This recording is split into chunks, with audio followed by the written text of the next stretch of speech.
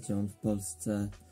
No i we wrześniowej edycji, albo na wrześniowej edycji English Just For You, gdzie analizujemy 10 zdań z błędami i korygujemy je. Reszta tej audycji będzie w języku polskim, w języku angielskim. Zapraszam.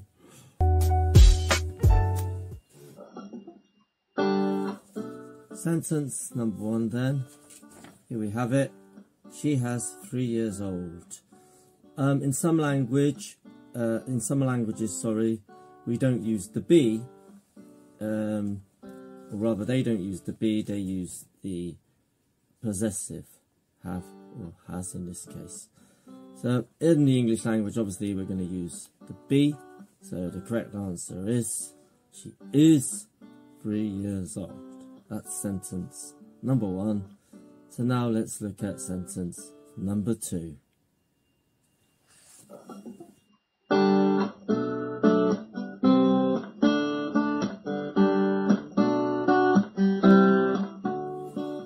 Sentence number 2 then. It's the bike of Joe. Now, you may see something like this. It's the book of John in the Holy Bible, but in common everyday language, we use the possessive form here. First we use the subject, which is Joe, and then the object, which is his bike. So the correct answer is, it's Joe's bike. We don't need to use the article. That's sentence number 2. Let's go over now to sentence number 3.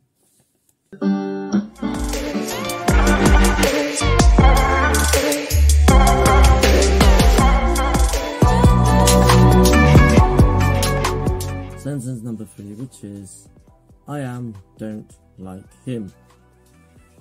You've got 2 auxiliaries here, am from be and don't from do.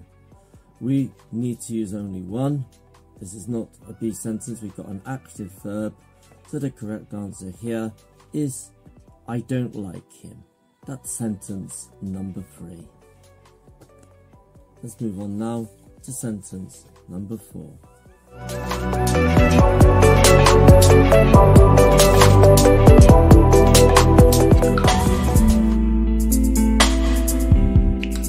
Sentence number 4 then, which is, he must have a car.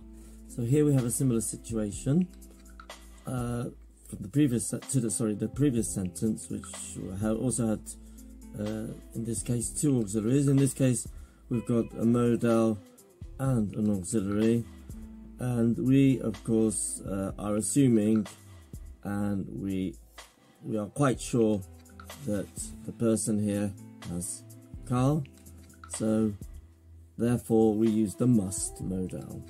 The answer then therefore is, he must have a car. I am sure of it. That's sentence number 4.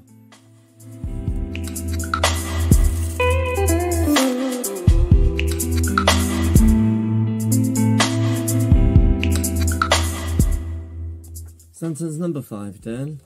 Here we have a question. Go you to the park? Well,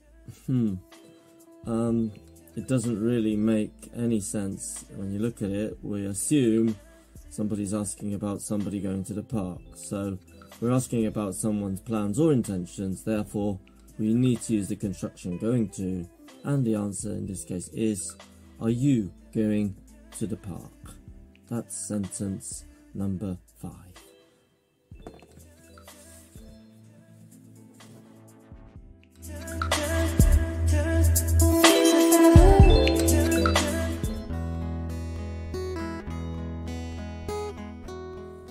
So we are at the halfway stage, sentence number 6 then.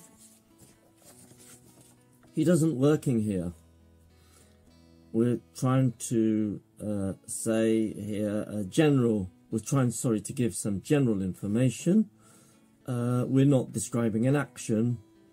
If we were, it would be, he isn't working here at the moment, which is perhaps correct there, but what we want to put across is the fact that in general he doesn't.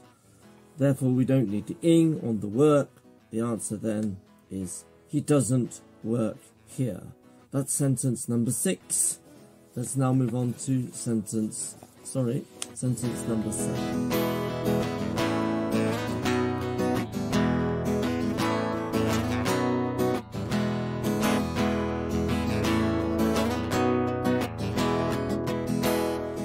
Sentence number 7 then. It was raining, so I decide to stay at home. In fact, it is raining this morning here. The longer action, the rain, and short action is my decision. The only thing is this is in the past, but this isn't. So we need to just add a D to the regular verb. It was raining, so I decided to stay at home is the correct answer. Let's now move on to sentence number 8.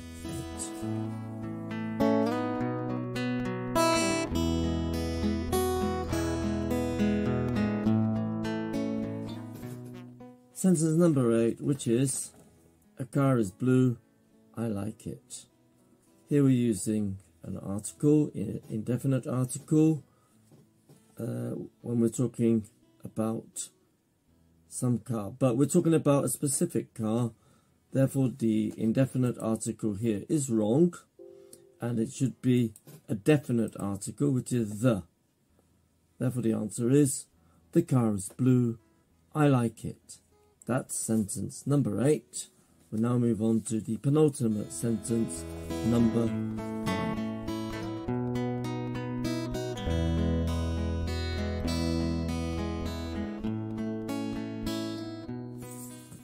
Sentence number 9 then.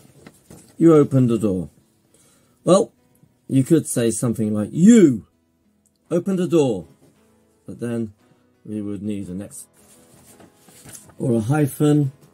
Therefore, we don't need the subject, as we're already addressing someone. It's enough to start with the verb, what we call the imperative. So the answer is, open the door. You could be polite and say, open the door, please. That's sentence number 9.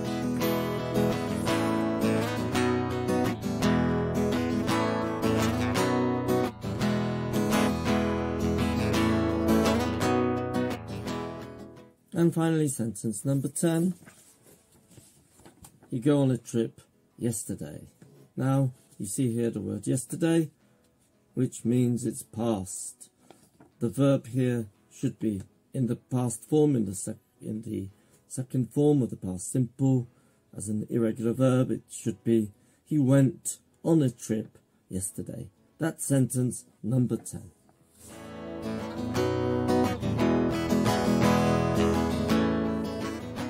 So that's it for today's edition of English Just For You. We'll be back in October with, here is the good news, and in November with some more sentence corrections. So that's it for today. I hope you've enjoyed it and learnt something.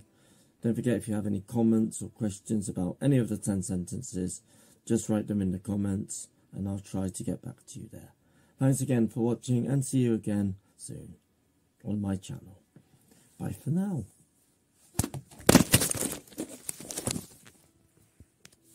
Bye.